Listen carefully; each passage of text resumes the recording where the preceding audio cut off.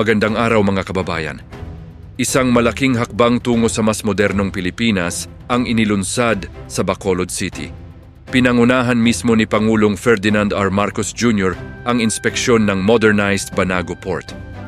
Ang Banago Port ay mahalagang pantalan sa Negros Occidental, lalo na sa ro-ro traffic at pagbiyahe ng mga pangunahing produkto tulad ng asukal, bigas at mais. Dati, limitado ang pasilidad. Ngunit ngayon malaki na ang pagbabago. Itinampok ng Pangulo ang Modernized Port Operations Building, mas malapad na causeway, expanded cargo area at covered walkway para sa pasahero. Mula 50 pasahero, kaya na ngayon ng hanggang 500 pasahero kada araw.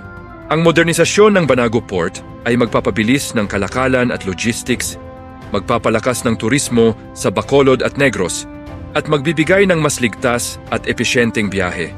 Ito ay malinaw na bahagi ng mas malawak na infrastructure push ng Administrasyong Marcos.